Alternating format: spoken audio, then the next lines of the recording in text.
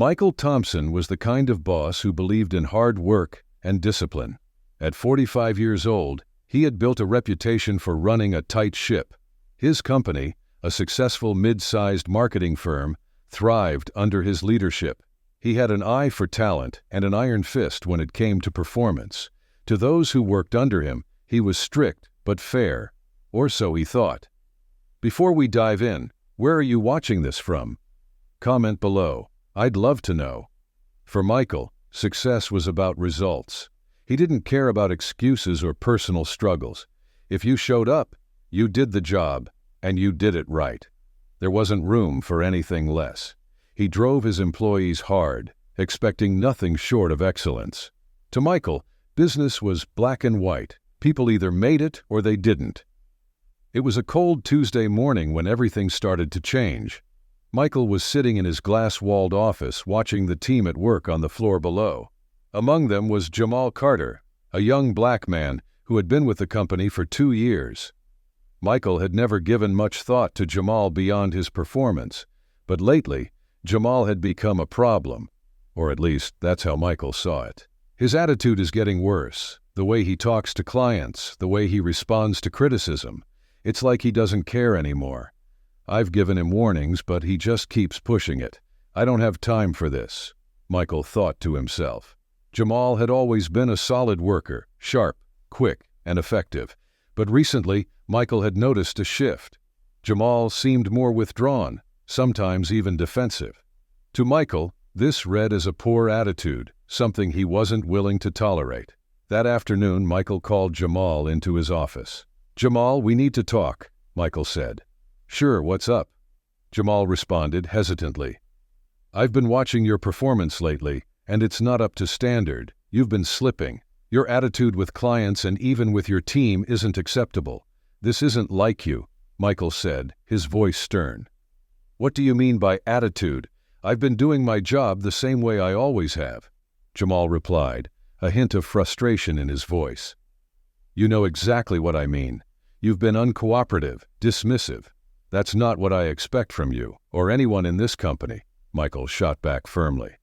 "I'm doing the best I can, Michael. I don't know what else you want from me," Jamal said, his frustration now evident. "I need more than the best you can. I need results, and if this continues, you won't be here much longer. Do I make myself clear?" Michael's tone was final. The room fell silent. Jamal stood there, jaw clenched, eyes fixed on Michael.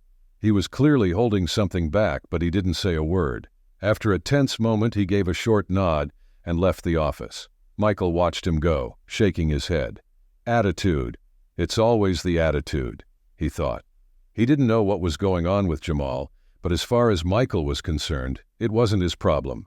Employees had to perform, plain and simple. A week passed, and nothing improved. Jamal continued to show signs of what Michael saw as defiance. Short responses, disengagement during meetings, and a lack of energy.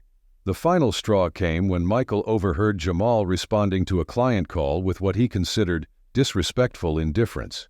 It was the last push Michael needed to make his decision. That afternoon, Michael called Jamal back into his office. This time, the tension was palpable before Jamal even sat down. "Jamal, I've given you multiple chances to turn this around. I can't keep excusing this behavior. I've made my decision. This isn't working out. I'm letting you go," Michael said bluntly. "Wait, what? You're firing me?" Jamal asked, shocked. "I don't take this lightly. But yes, your attitude and performance just aren't what they need to be," Michael replied, unfazed. "My attitude? You don't know the first thing about what's going on with me. You think this is about my work? You've never even asked." Jamal snapped, his anger rising.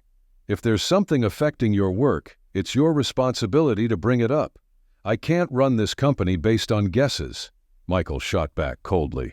Jamal stood there, eyes burning with frustration. He looked like he wanted to say something, like he was holding back a flood of emotions. But instead, he stood up, shook his head, and walked out. Michael sat back in his chair, watching him leave once again. Always the attitude.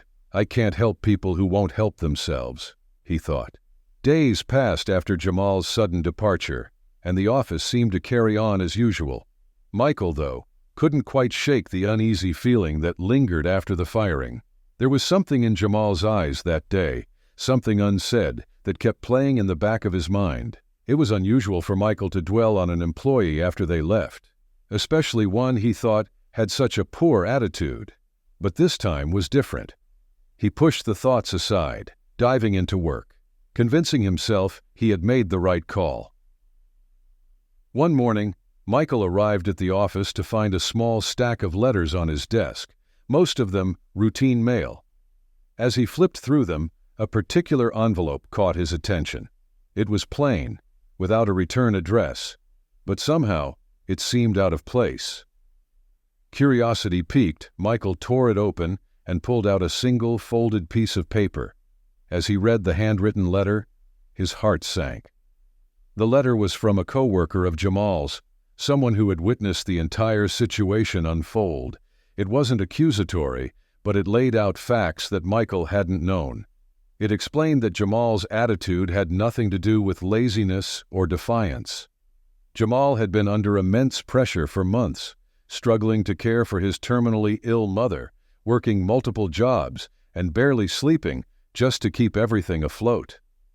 The letter described how Jamal had been doing everything in his power to stay focused at work, even though he was barely holding himself together, and now, with no job, things were even more desperate. Michael sat there, stunned. How did I not know any of this? Why didn't he say something? He thought to himself, but deep down Michael knew the answer. He had never asked. He had never bothered to look beyond the surface. The realization hit him hard. Jamal wasn't a bad employee. He was a man struggling with unimaginable burdens, doing everything he could to stay afloat, and Michael had fired him without ever knowing his full story. The rest of the day was a blur. Michael tried to focus on his meetings, his calls, his endless to-do list, but the words from the letter played over and over in his mind. That evening, long after the rest of the office had gone home, Michael sat alone in his glass-walled office, staring out at the city lights. He felt a weight on his chest that wouldn't go away. For the first time in years, he questioned his own judgment. How many other people had he written off just as quickly? I should have asked. I should have known. This wasn't just about work for Jamal. It was about survival, he thought. The more Michael thought about it, the worse he felt. Jamal had been trying to hold everything together, and all Michael had seen was an attitude problem. He realized that he had been too focused on results, too focused on the black and white view of work, to ever consider that his employees might have lives outside of the office, struggles he couldn't see. Michael couldn't sit with this guilt any longer. He knew he had to do something, but what? He had already fired Jamal. The damage had been done. How could he even begin to fix this? I have to make this right somehow. I can't just leave it like this, Michael thought. With a heavy heart and a resolve to correct his mistake, Michael picked up his phone and began searching for Jamal's contact information. It was late, but he didn't care. This couldn't wait. Michael dialed the number, his heart pounding in his chest. Each ring felt like an eternity, giving him more time to doubt what he was doing. What if Jamal didn't pick up? What if he didn't want to hear from him after everything? But just as Michael was about to hang up, the line clicked and a weary voice answered. Hello? Jamal's voice was quiet. Jamal, it's Michael, your former boss. I need to talk to you, Michael said, his voice nervous but determined. There was a long pause on the other end of the line. Michael could hear Jamal breathing, could feel the hesitation through the phone. What do you want, Michael? Jamal asked coldly. I've been thinking a lot about what happened, about what I did. I owe you an apology, Jamal. I fired you without understanding the full picture. I should have asked, should have listened. I found out what you were going through, and I realize now that I was wrong. Completely wrong, Michael said sincerely. Michael's words hung in the air. He waited for a response, bracing himself for the worst. But when Jamal spoke, his voice was tired, not angry. It's too late for that, isn't it? Apologies don't fix everything, Michael. I've already lost the job. I'm already dealing with enough, Jamal said, his words blunt but true. The words stung, but Michael knew they were true. He had acted too late, and now Jamal was paying the price. But he wasn't giving up that easily. "You're right, and I can't undo what's happened. But I want to help. I want to make it right, however I can. I know that won't change what you've been through, but I'm asking for a chance to at least try," Michael said earnestly. "Make it right? How? You think you can just throw money at this and it'll go away?" Jamal's voice was skeptical. "No, I'm not talking about money. I want to help, Jamal. I didn't see you before. I didn't see the person behind the work. Let me do something, anything to make up for that," Michael replied. There was another long pause. Michael could hear Jamal sigh on the other end, as if weighing his options. "We'll see. I'm not making any promises," Jamal said finally, his tone softening slightly. A few days later, Michael and Jamal met in a small coffee shop on the outskirts of town. The atmosphere between them was tense, awkward. Jamal sat with his arms crossed, guarded, while Michael sat across from him, struggling to find the right words to break the ice. "Thanks for agreeing to meet with me. I know this isn't easy," Michael started. "I'm here, let's just get to the point," Jamal replied, still skeptical. Michael took a deep breath, feeling the weight of the moment. He had come prepared, knowing that words alone weren't enough to fix the damage he had caused. "I did some research. I know about your mom. I can't imagine what you're going through, Jamal. I know I can't change the past, but I want to help with her care, with anything you need to make sure you're not carrying all of this on your own," Michael said sincerely. "You think you can fix this by paying for her medical bills?" Jamal raised an eyebrow. "It's not just about the money. I know you've been doing this alone, and I'm not offering charity. I'm offering help because I was blind to what you were going through, and I don't want you to feel like you have to handle everything on your own anymore," Michael said, his voice genuine. Jamal sat there staring at Michael, his face unreadable. There was a part of him that didn't trust this sudden change, didn't trust the man who had fired him without a second thought. But there was also a part of him that was exhausted from carrying the weight of his responsibilities, exhausted from being angry. "Why now? Why care now when you didn't before?" Jamal asked quietly. "Because I didn't see it before. I was so focused on work that I never stopped to see the people behind the work. I'm not asking for forgiveness right now. I just want to be there for you in any way I can," Michael responded earnestly. Jamal sighed and looked away, staring out of the window. He didn't know if he could trust Michael's intentions, but the truth was, he was running out of options. He was tired of fighting alone. "I'll think about it, but I'm not promising anything," Jamal said, his tone softening. "That's all I'm asking for," Michael replied, a sense of relief washing over him. Over the next few weeks, Michael stayed true to his word.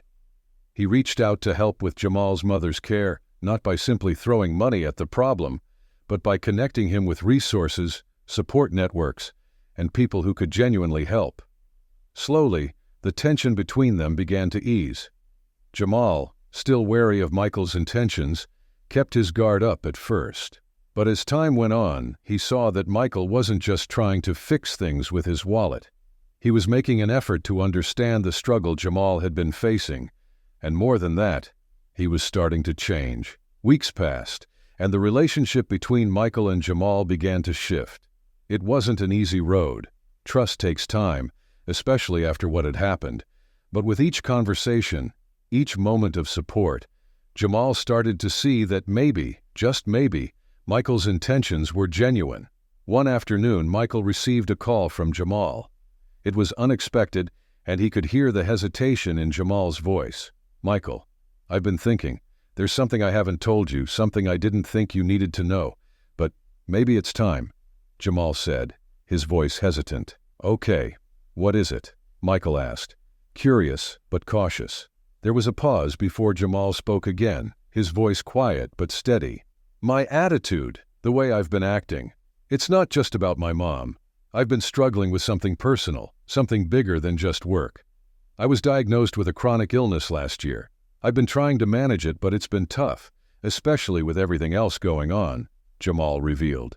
Michael was stunned. He had assumed Jamal's behavior was about his mother and the stress of life, But this new revelation hit him even harder. Jamal had been fighting battles on multiple fronts: his mother's illness, his own health, and the burden of trying to stay afloat, all without asking for help. I had no idea, Jamal. Why didn't you say anything?" Michael asked, his voice soft. "I didn't want pity. I didn't want to be seen as weak.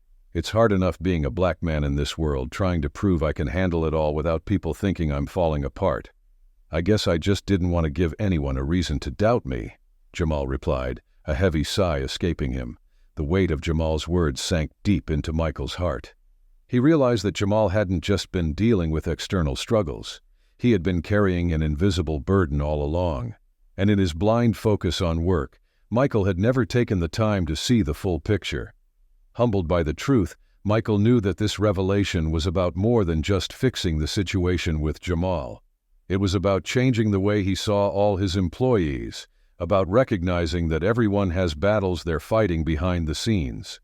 Michael began to shift the culture at his company. He started having real conversations with his staff, checking in with them not just about work, but about their lives. He implemented mental health days, flexible working hours, and even created an employee support system for those dealing with personal hardships. For the first time in his career, Michael wasn't just a boss. He was a leader who cared about the people behind the work. He didn't want to repeat the mistake he made with Jamal ever again. As for Jamal, things started to improve. His mother's care was more manageable, and with Michael's help, he was able to get the medical support he needed for his own health. The road to trust was still long, but they were walking it together now. One day, as they sat across from each other in that same coffee shop where they first met after the firing, Jamal looked at Michael with a seriousness that hadn't been there before. "I never thought I'd say this, but thank you. I'm still not over everything, but I can see you're trying, and that means something," Jamal said, his voice steady but sincere. "No, thank you, Jamal, for giving me the chance to change. I can't fix the past, but I'm committed to being better from here on out," Michael replied, grateful. It wasn't a perfect ending, life rarely is, but it was a new beginning, one built on understanding, growth, and a second chance that neither of them had seen coming. Sometimes it takes hitting rock bottom to see the truth about ourselves and those around us. And when we do, it's never too late to change, to grow, and to make things right, one step at a time.